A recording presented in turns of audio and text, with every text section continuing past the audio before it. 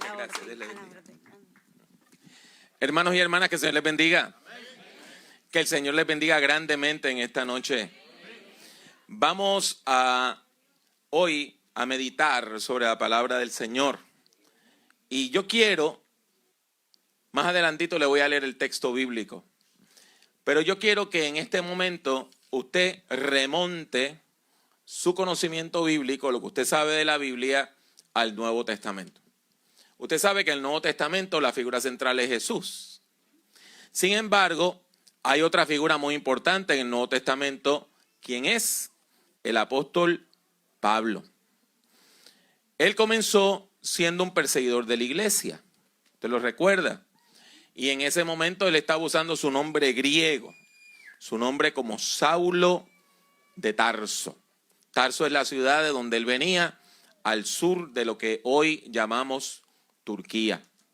Sin embargo, a pesar de que él estaba persiguiendo la iglesia, él no sabía que Dios lo estaba persiguiendo a él.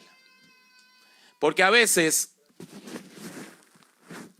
nosotros no nos damos cuenta que Dios nos está persiguiendo a nosotros, que Dios nos está buscando. Y él pensaba que la iglesia estaba predicando una herejía, una falsedad. Sin embargo, se tuvo que dar cuenta de mala manera que estaba equivocado, porque yendo a expandir la persecución a la ciudad de Damasco, cuando todavía estaba de camino, tuvo una visión. Y la visión lo dejó ciego. Y él cayó al suelo. Y escuchó una voz que le decía, ¿por qué me persigues? Y recuerde que él no creía en Jesús. Él no creía que Jesús era real. Él creía que Jesús era un farsante. Y él pregunta, ¿quién me está hablando? Claro está, una persona que conoce las escrituras hebreas, lo que espera es que la voz le diga que era un ángel. Lo menos que él esperaba es que la voz dijera, yo soy Jesús, a quien tú persigues. En ese momento, toda la vida de ese hombre se desmoronó.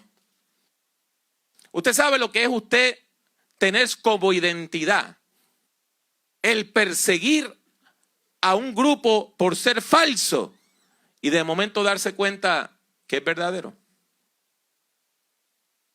Todo lo que usted ha estado trabajando por los últimos años se cae al piso como si fuera un vaso de cristal y se hace añicos. Derrotado, Saulo tuvo que comenzar a reconstruir toda su vida. Claro está, el Señor no lo abandonó. Dios le dio visiones a este hombre. Fíjese bien. Usted sabe que Saulo queda ciego, pero estando ciego recibe visión espiritual. Cuando tenía vista terrenal, no tenía visión espiritual. Pero cuando queda ciego, se abren los ojos del espíritu. Y el Señor Jesús manda a un hombre llamado Ananías y le dice, ve y ora por Saulo porque él te está esperando. Él te ha visto en visión. Que vas y oras por él. Y claro está, Ananías no estaba muy contento con la misión. Que lo manden a usted a orar por el hombre que ha estado azotando la iglesia y metiendo a la gente presa. Y Ananías protestó un poquito hasta que Jesús, el Cristo resucitado, le dice, ve, porque instrumento escogido es este, y yo le voy a enseñar lo mucho que tendrá que sufrir por mi nombre. Ananías, armado con esa unción que da el Espíritu Santo, va y se le presenta a este hombre terrible y le dice, hermano Saulo. ¿Lo vio? Hermano Saulo. Todo eso está en el capítulo 9 del libro de los Hechos. De esa manera, este hombre pasa de ser un perseguidor de la iglesia a ser un hermano en la fe. la profecía de Jesús se cumplió. Y Saulo tuvo que sufrir mucho por causa de Jesús. Lo primero que hizo fue apartarse por un par de años. Tomar un par de años para volver a leer todas las escrituras hebreas y para volver a reformular su teología. ¿Cómo es que él no había visto en el Antiguo Testamento a Jesús? Este hombre después se incorpora a una iglesia, se hace miembro de una iglesia, va a la iglesia de Antioquía. Y allí en la iglesia de Antioquía se convierte en uno de los líderes. Eso está en el capítulo 13 del libro de los Hechos. Pero no era el líder principal. Ahí se nos nombran en el capítulo 13 del libro de los Hechos 5 maestros que habían, 5 profetas y maestros que habían en la iglesia de Antioquía. Bernabé, Simón, Lucio, Manaén y entonces como quinto Saulo. Pero el Espíritu Santo dice, apártenme a Bernabé y a Saulo. Y ahí comienzan lo que nosotros llamamos su primer viaje misionero. Y fueron a establecer iglesias en varios lugares. Sin embargo, en cada uno de esos lugares encontraron oposición. Después hubo oposición de la misma iglesia. La gente no creía en Saulo. No, ¿cómo nosotros vamos a creer que este hombre que mató gente, que metió gente presa, ahora es cristiano? Y se hizo un concilio, el concilio de Jerusalén, para examinar lo que Pablo y Bernabé enseñaban. Capítulo 15 del libro de los Hechos. Y cuando vieron que estaban enseñando sana doctrina, le permitieron seguir predicando. Pero Bernabé y Saulo tienen una diferencia y se separan. Y a partir del capítulo 16, Pablo hace un nuevo equipo evangelístico con un hombre llamado Silas. Incorporan a un chico llamado Timoteo. Había otros que eran parte del equipo, como Silvano. Y siguen plantando iglesias. Hasta ese momento habían plantado iglesias en lo que hoy conocemos como Turquía. Pero el Espíritu Santo dirige a Saulo y a su equipo ministerial y le da una visión para que vaya a Europa, a Macedonia. Pasa a Macedonia y ayúdanos. Y allí llegan a una ciudad llamada Filipos y fundan una iglesia. El apóstol Pablo desarrolla una relación especial con esa iglesia. De todas las iglesias que fundó Pablo con su equipo evangelístico, su relación con la gente de Filipos fue especial. Del mismo modo que si usted viene de Colombia es colombiano, o viene de Puerto Rico es puertorriqueño, si usted viene de Filipos, usted es filipense. Una relación especial con los filipenses. ¿Por qué yo digo una relación especial? Pablo no le aceptaba ofrendas a nadie. Él prefería trabajar con sus propias manos, haciendo tela de lona. Y la vendía en el mercado. ¿Sabe por qué? Porque en ese momento,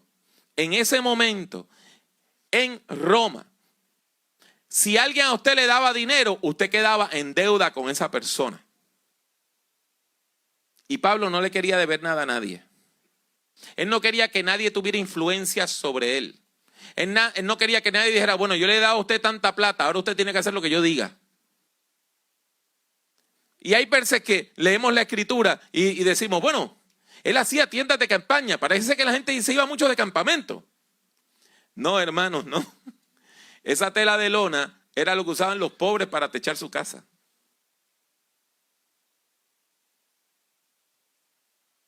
Esos toldos era lo que usaba el pobre para techar su casa. Por eso se vendía en el mercado. Pero había una iglesia a la que Pablo sí le aceptaba ofrendas. La única era la iglesia de Filipos. tenía una relación especial con los filipenses. Un lazo, un amor particular por esa iglesia. Eso no quiere decir que las otras iglesias eran malas. Eso lo que quiere decir es que él había visto algo particular en esa comunidad de fe y que esa comunidad lo había adoptado. Y aun cuando él tuvo que salir de Filipos, porque ahí fue que lo arrestaron, le dieron una paliza, lo metieron a la cárcel hasta que el Señor lo libró milagrosamente. Aunque se tuvo que ir, siempre mantuvo esa relación con los filipenses. Cuando seguimos leyendo el libro de los Hechos, encontramos que todo lo que dijo el Señor Jesús se sigue cumpliendo. Saulo fue encarcelado varias veces, fue golpeado varias veces. Hubo momentos donde la gente pensó que lo habían dejado como muerto y se levantaba y seguía. Y es bien interesante. El carácter básico de Saulo, de Pablo, este hombre que tiene dos nombres, como muchos de nosotros tenemos dos nombres, uno en español y otro en inglés. Él tenía un nombre griego y tenía un nombre hebreo. El carácter seguía siendo el mismo. Este era un hombre que no tenía reversa. Usted sabe, no sé si alguna vez usted ha manejado un auto dañado. Yo tenía un tío que tenía un auto que no tenía reversa. Entonces, cuando había una situación donde no podíamos mover el auto, había que dejarlo en neutro y empujarlo, porque el auto no tenía reversa.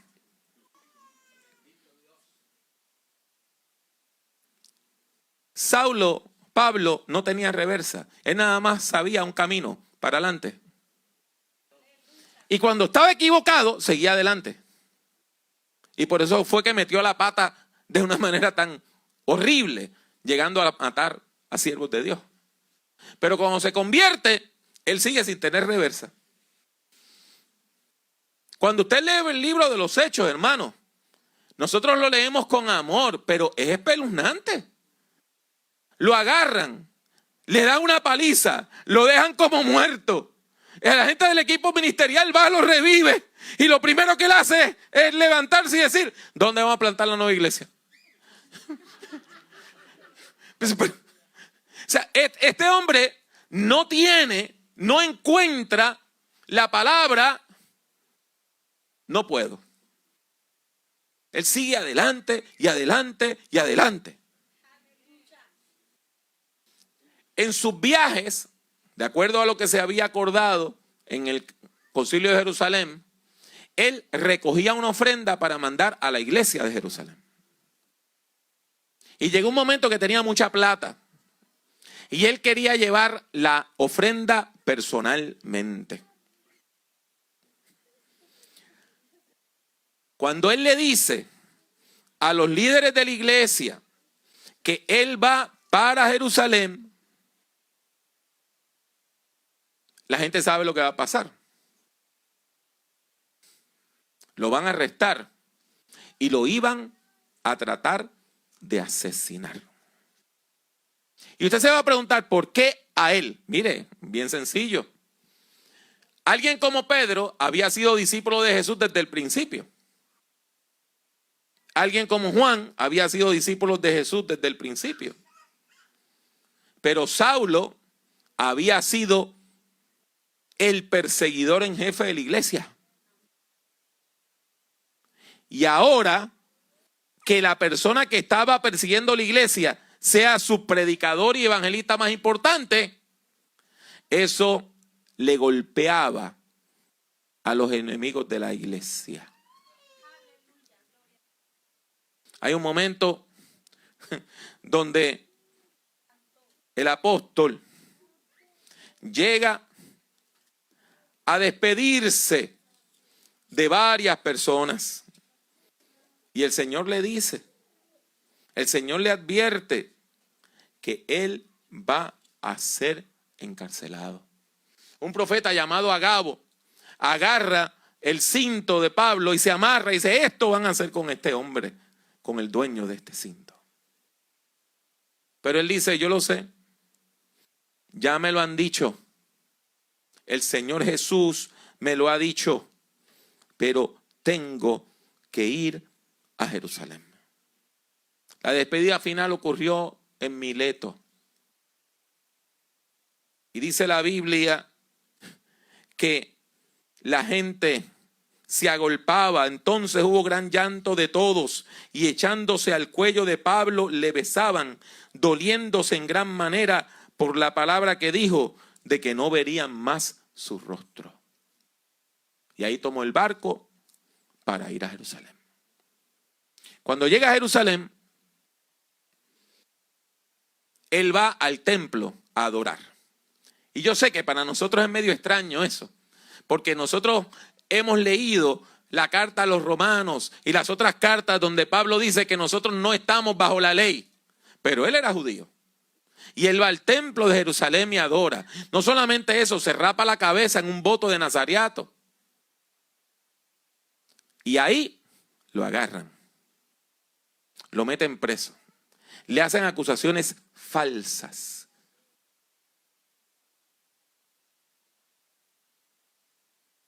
Llegamos entonces al capítulo 22. Y el capítulo 22 es bien interesante, el capítulo 22 del libro de los Hechos, porque ocurre que Pablo está encarcelado y empieza a hablar en griego con los militares que lo tienen encarcelado. Pero entonces le dan la oportunidad de hablarle a los judíos y va y le habla en lengua hebrea. Y después vuelve acá y le habla en griego. Pablo era bilingüe, con muchos de nosotros. Era bicultural. Sabía comer hamburger y pupusa también.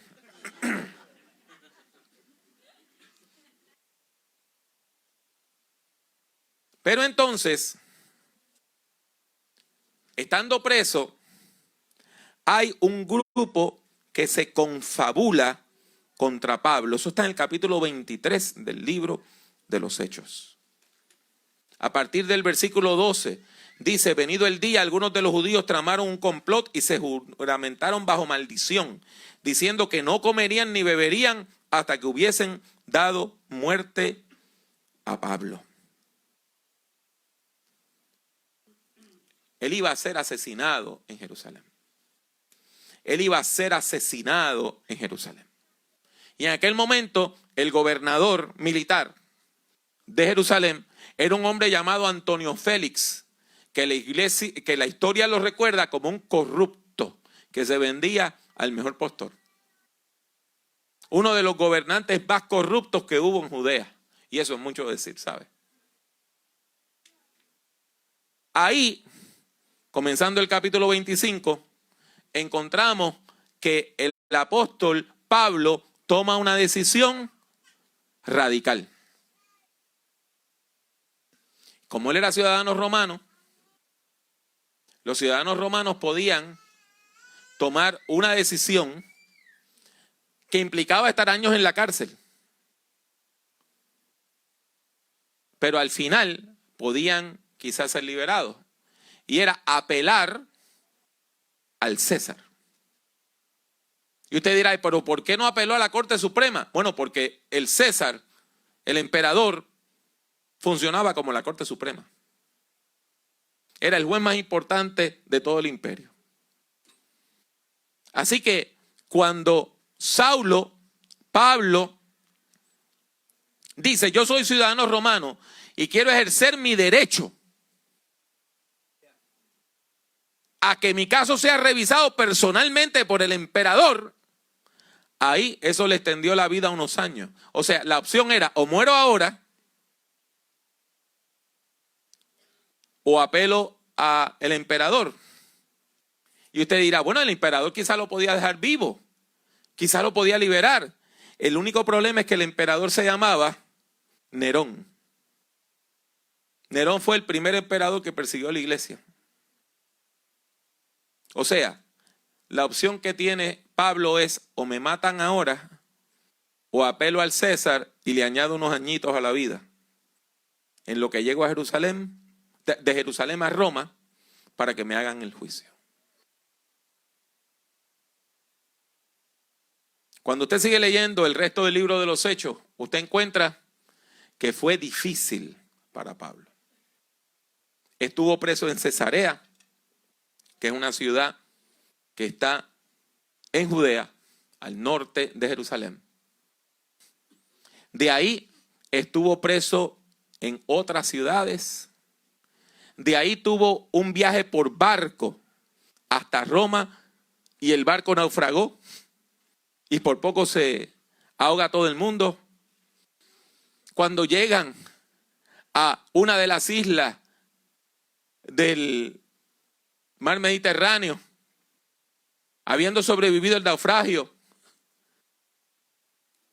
Pablo va a buscar leña y una serpiente venenosa lo muerde. Y la gente decía, bueno, ese hombre tuvo que haber hecho algo bien malo porque se libró de ser ahogado y ahora va a morir por la mordida de la serpiente. Pero él sobrevivió. Y finalmente llegó a Roma. Ahora bien, yo quiero ahora, habiendo dicho todo eso, que usted busque su Biblia en la epístola a los Filipenses. Porque la epístola a los Filipenses, Pablo la escribe en ese proceso de estar encarcelado para morir.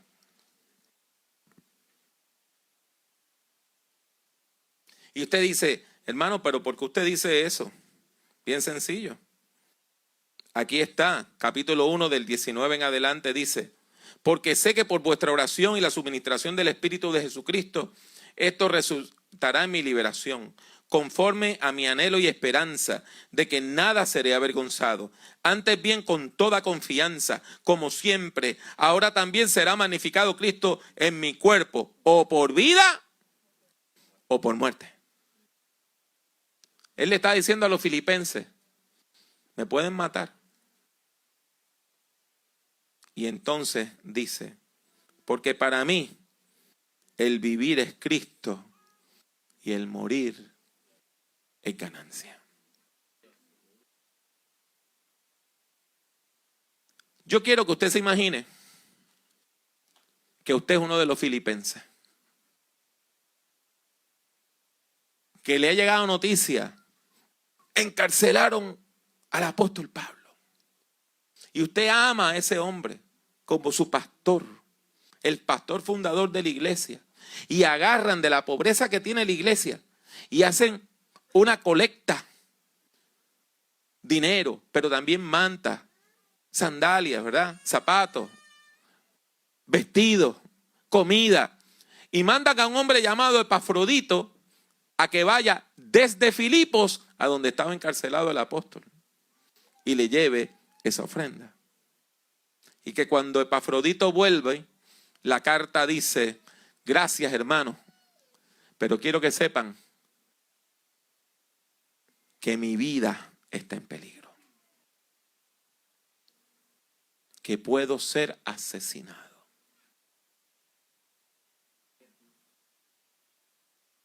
Yo le había dicho hace un minutito que el apóstol Pablo no tenía reversa. Él sigue sin tener reversa, pero tiene un tono distinto en su escrito. Él sabe que el final está cerca. Eso se llama una situación límite. Nosotros en la vida a veces encontramos situaciones límite. Y la persona que siempre había dicho, yo sí puedo, yo sí puedo, yo sí puedo, de momento sabe y dice, ¿sabe qué? No puedo. Porque usted encuentra una situación límite. Y cuando nosotros encontramos una situación límite, eso es desesperante. Porque usted no lo puede cambiar. Por ejemplo, la muerte es una situación límite. Muere un ser querido, ¿qué usted va a hacer? El que le diagnostiquen a usted con una enfermedad crónica que ponga en peligro su vida, es una situación límite. Usted no le puede dar para atrás el reloj. Tener un derrame cerebral que lo deja a usted medio paralizado, eso es una situación límite. tener una deuda impagable. Y usted sabe que va a perder su casa, que va a perder el crédito, que se va a tener que ir a quiebra. Eso es una situación límite. Cuando llaman a mitad de noche y es la policía y su hijo va preso. Eso es una situación límite. Cuando un chico llega de su casa, de la escuela a su casa, y papá no llega, y papá no llega, y papá no llega, y después se dan cuenta que fue que la migra se lo llevó y lo deportó. Eso es una situación límite. Hermanos, hermanas, nosotros enfrentamos situaciones límite. Hace años y meses, Puerto Rico enfrentó una situación límite. El huracán más fuerte en toda su historia. Y de momento, 93% de la isla no tenía electricidad. 97% de los teléfonos no funcionaban. Y la gente no lo podía creer. Porque usted sabe, usted viviendo en el Caribe, usted está acostumbrado que pasó un huracán y en 4 días todo está igual que antes. En este caso, el apóstol encontró una situación límite. Él no podía hacer nada por su liberación. Bueno, lo único que podía hacer era negar a Cristo, pero él no lo iba a negar. Por lo tanto, no había opciones. Y el problema de enfrentar una situación límite es que la situación límite a usted le afecta toda la vida. Le afecta toda su salud integral.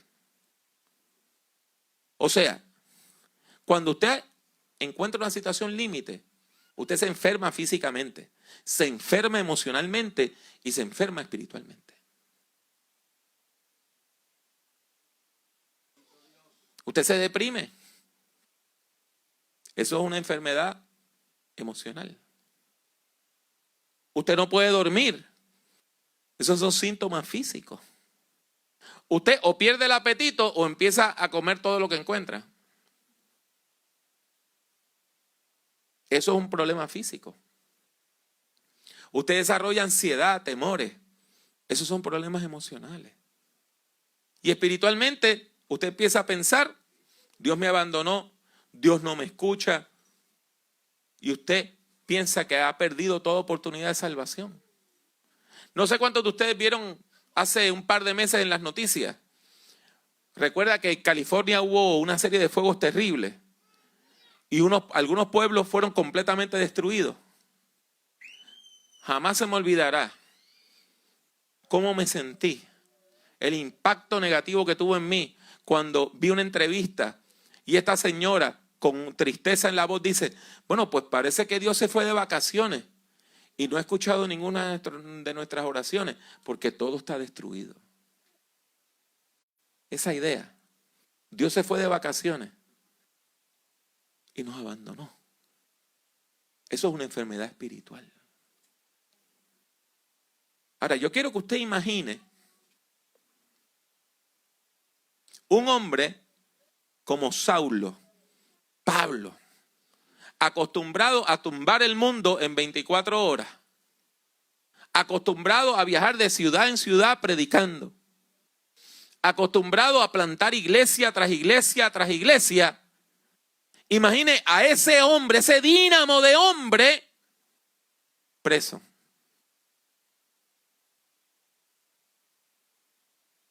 Encerrado. Sin poder predicar. Sin poder hablar de Cristo. Sin poder plantar otra iglesia. Y sí, él estaba predicando a los que estaban encarcelados con él. Lo sabemos por la epístola de Filemón. Pero no es lo mismo. ¿Quién quiere ver a un león en una jaula?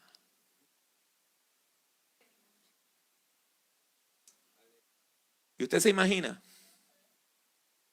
el dolor emocional de Pablo? ¿Usted se imagina el dolor físico de tantos azotes que había recibido, de tantos golpes que había recibido? ¿Usted se imagina la angustia emocional Quizá Dios me abandonó. Cuando usted lee Filipenses capítulo 1, usted encuentra que hasta en la iglesia había gente que se alegraba de que él estuviera preso. Y lo veían como un castigo que él se merecía. Capítulo 1 de Filipenses, versículo 15.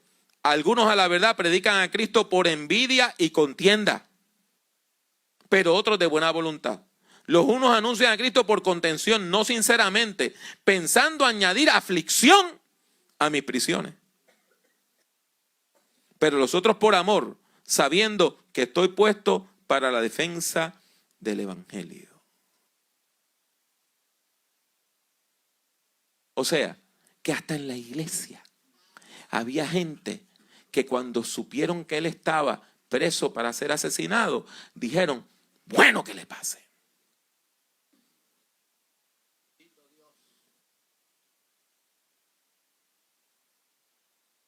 ¿Cómo enfrentar una situación límite como esa?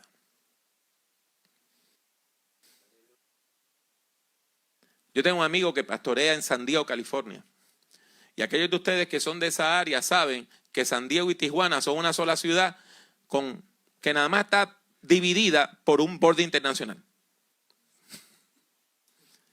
Pero es una sola ciudad. Y si usted ha pasado de San Diego a Tijuana, usted sabe que usted puede aterrizar en el aeropuerto de San Diego y caminar a Tijuana. Hay un puente que pasa y usted llega al checkpoint de Tijuana.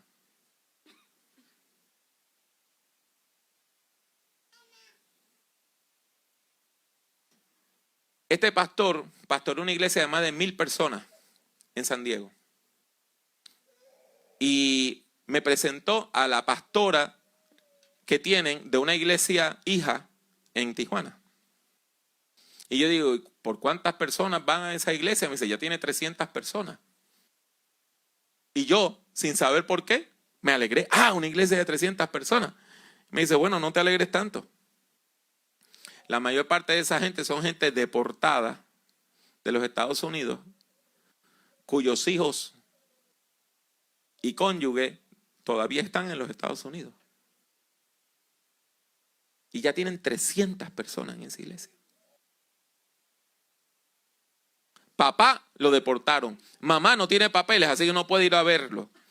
Y los que van y ven a papá y vuelven y le traen a mamá las noticias son los hijos, las hijas, porque esos son ciudadanos. Todos nosotros enfrentamos situaciones límite. Todos nosotros enfrentamos situaciones límite.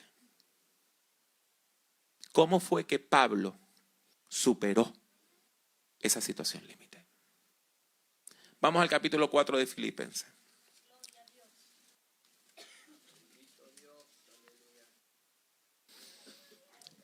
Yo le dije que los filipenses habían mandado a un hombre llamado Epafrodito con una ofrenda. ¿Recuerda? Y Pablo hace una cartita dando acuse de recibo, diciendo, recibí la ofrenda. Y usted me va a decir, hermano, yo nunca había leído eso. ¿Dónde está? Déjeme decirle, mire. Versículo 18. Pero todo lo he recibido y tengo abundancia. Estoy lleno, habiendo recibido de Epafrodito lo que enviasteis.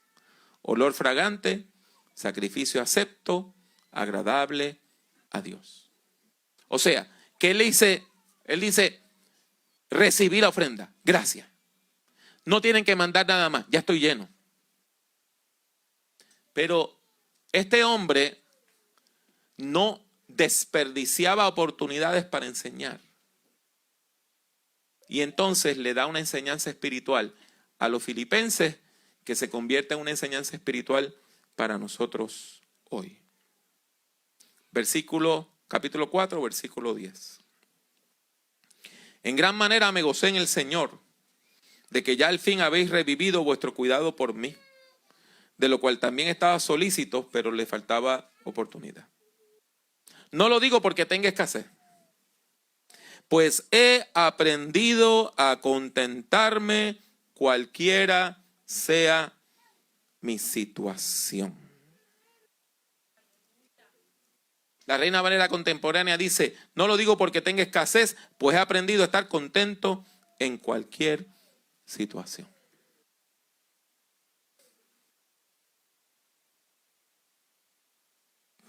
Piense eso un minutito. Yo tengo una amiga en Costa Rica que me acaba de mandar hace unos días un mensaje por internet que yo creo que yo lo voy a mandar a imprimir y lo voy a poner en mi oficina bien grande. Y dice, lo que me envió Alicia Chacón, he decidido ser feliz en defensa propia.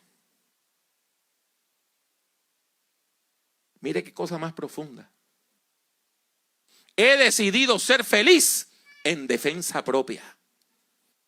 Para defenderme yo, para defender mi alma, mi espíritu, mi cuerpo, mi mente, he decidido ser feliz. O sea, ser feliz es una decisión que usted toma aparte de las situaciones, aparte de las condiciones. Hay gente que piensa, cuando tenga más plata voy a ser feliz. Hay gente que piensa, cuando tenga la casa voy a ser feliz. Hay gente que piensa, cuando mi cónyuge me trate de otra manera voy a ser feliz. Hay otra persona que dice, no, cuando mis chicos se gradúen de la universidad y ya tengan su trabajo voy a ser feliz. Y hay otras personas que dicen, yo voy a ser feliz aquí, no importa cuál sea mi situación. Eso es lo que está diciendo el apóstol Pablo. He aprendido a contentarme, a ser feliz en cualquier situación. Sé vivir con limitaciones, con escasez. Y también sé tener abundancia. Sé vivir con poquito y sé vivir con mucho. En todo y por todo estoy enseñado, tanto para estar satisfecho como para tener hambre. Lo mismo para tener abundancia como para sufrir necesidad. Y ahí es que él dice, todo lo puedo en Cristo que me fortalece. Es importante que veamos este texto en contexto, porque usted puede ir a varios lugares, estas tiendas que venden tarjetas y que venden cuadritos con pensamientos, librerías cristianas también, y lo ponen bien bonito. Todo lo puedo en Cristo que me fortalece, pero no le explican el contexto. Y hay gente que piensa, no, usted lo que tiene que pensar es positivamente, porque todo lo puedo en Cristo que me fortalece. Eso no es lo que está diciendo el apóstol. Esto no es cuestión de pensar positivo. Esto no es cuestión de que usted lo declare y lo recibe. No. ¿Qué es lo que él está diciendo? Lo que él está diciendo es, miren, yo perseguí la iglesia y ahora soy perseguido. Yo echaba gente a la cárcel y ahora el que está en la cárcel soy yo.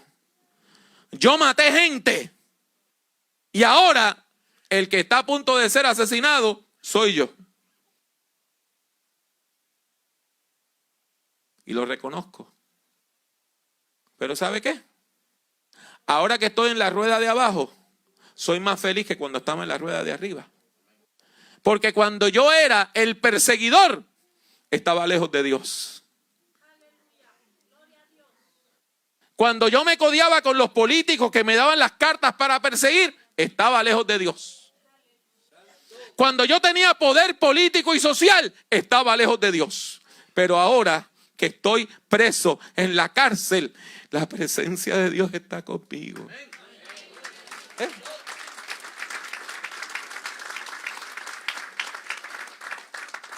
Yo sé lo que es tener abundancia y sé lo que es estar en una mesa con un banquete con esos políticos y sé lo que es estar preso, que me den un pedazo de pan duro y algo en un plato que si me preguntan no tengo idea de lo que es, porque parece comida, pero no sé qué es.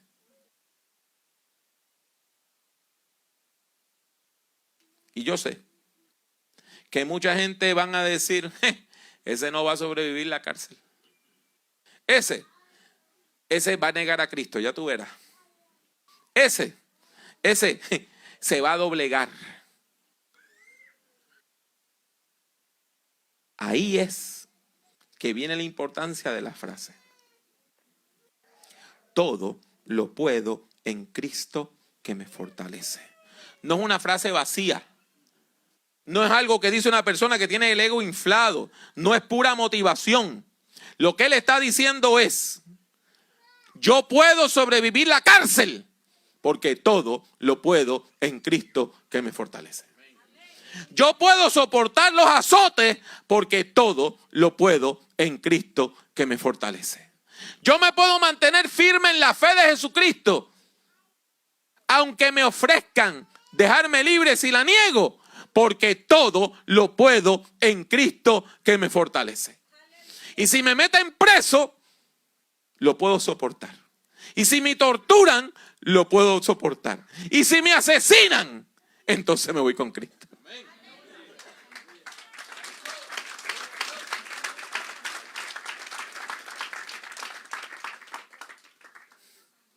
Esa es la enseñanza de este texto. Ahora vamos a volver a nosotros. Hermano, hermana, yo le tengo la mala noticia de que usted va a enfrentar situaciones límites en la vida. Y usted va a llorar amargamente porque va a haber cosas que no va a poder cambiar.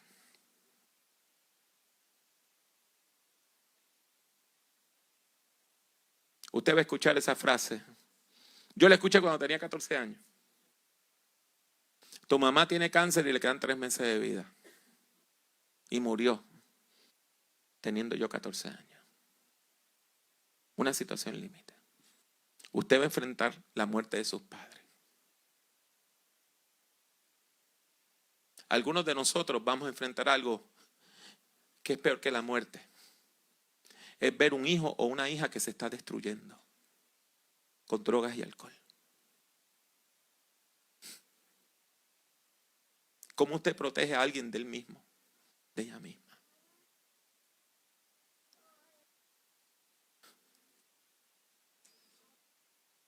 Usted lo va a enfrentar. El médico en un momento le va a decir, eso no tiene cura.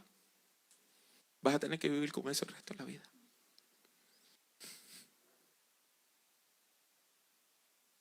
Usted lo va a vivir.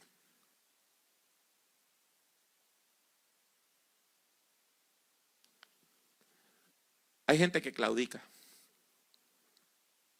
En Puerto Rico la frase que usan es quitarse. Hay gente que se quita. Hay gente que se refugia en drogas, en alcohol, en sexo irresponsable. Hay gente que se suicida.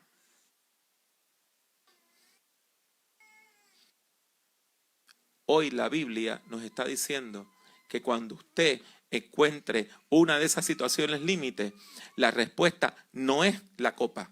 La respuesta no es el sexo. La respuesta no es la droga. La respuesta no es huir. La respuesta es mirar al problema y decirle, ¿tú sabes qué problema? Yo te puedo superar porque todo lo puedo en Cristo que me fortalece.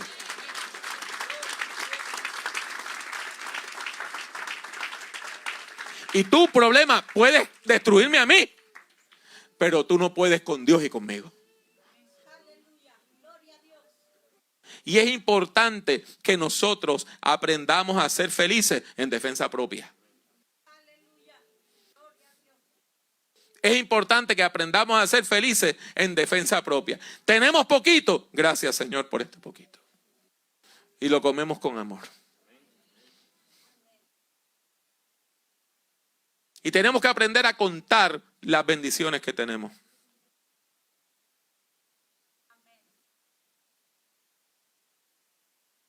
Todavía recuerdo esta madre que fue a quejarse de su hijo. Su hijo era el peor, su hijo era el peor. Yo le digo, ¿su hijo tiene buenas notas en la escuela? Sí, tiene buenas notas.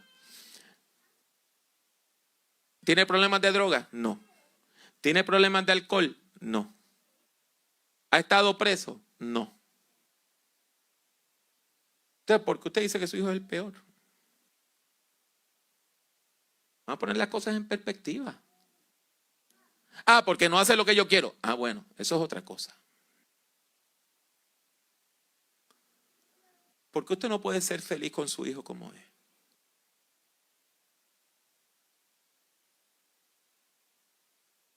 Le tengo la noticia, ninguno de ustedes es todo lo que sus padres quieren.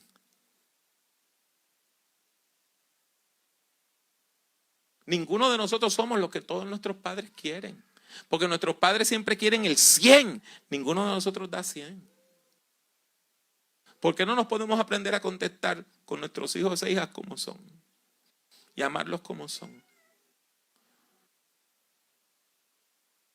Ah, hermano, que no puedo. Usted sí puede, porque todo lo puedo en Cristo que me fortalece. Y para ir terminando, yo quiero que veamos un versito más, aquí en Filipenses. ¿Por qué yo le sigo diciendo que usted sí puede? ¿Verdad? ¿Por qué el apóstol Pablo le dijo, él dijo, yo sí puedo? ¿Por qué le está enseñando a los filipenses? Ustedes sí pueden. Mire cuál es la clave para saber que podemos. Versículo 19 dice, mi Dios pues suplirá todo lo que os falte conforme a sus riquezas en gloria en Cristo Jesús. ¿Usted entiende lo que está diciendo este texto? ¿Usted entiende lo que está diciendo este texto? Que el dueño del oro y de la plata, que el creador del universo, que la fuerza espiritual más grande de todo el universo está de nuestro lado. Que cuando usted necesita algo, es cuestión de que usted diga, Señor, invoque el nombre del Señor. Y el Señor va a agarrar un ángel, mira, vete allí. Con todos los recursos. Con todos los recursos. Con todos los recursos de parte de Dios. ¿Eso quiere decir que nuestro ser querido no va a morir? No. Eso quiere decir que su muerte va a ser para bendición, no para maldición. Eso quiere decir que nosotros vamos a sanar. A veces sí y a veces no.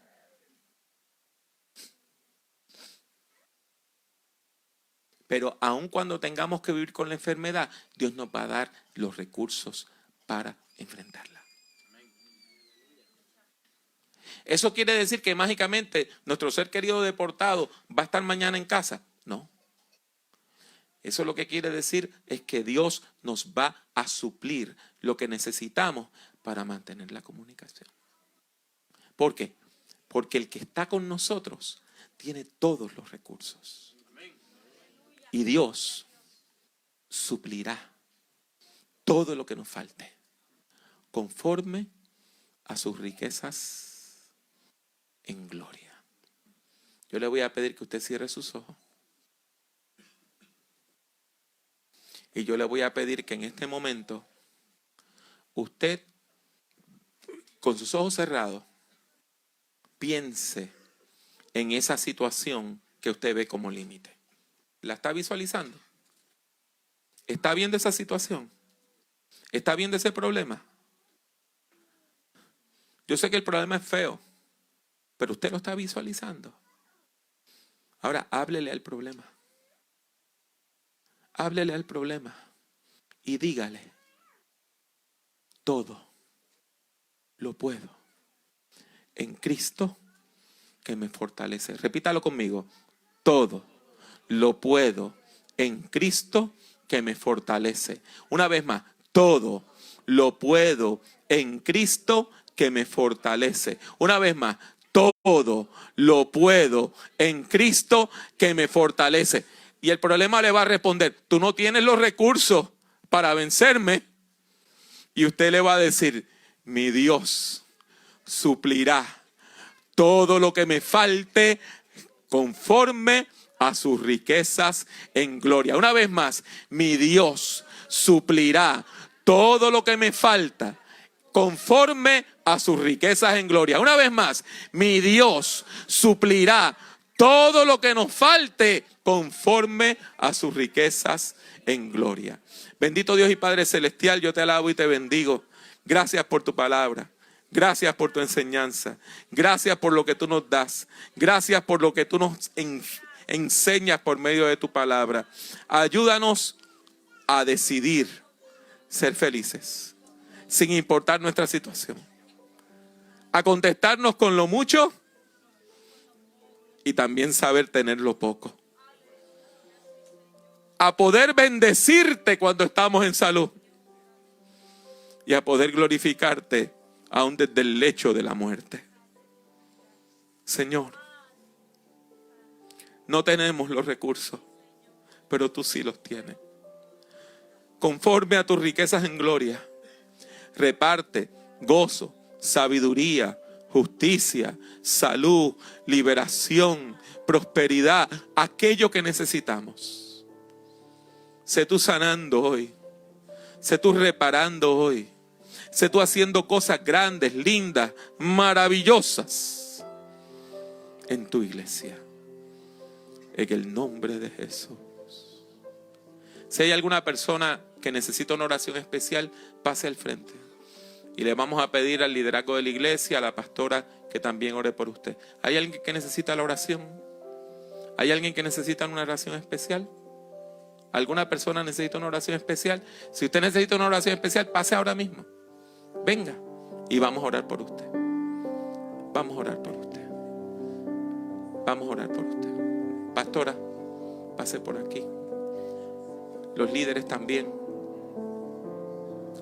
¿Hay alguien más que necesita una oración especial? ¿Hay alguien más que necesita una oración especial? No se vaya con la necesidad.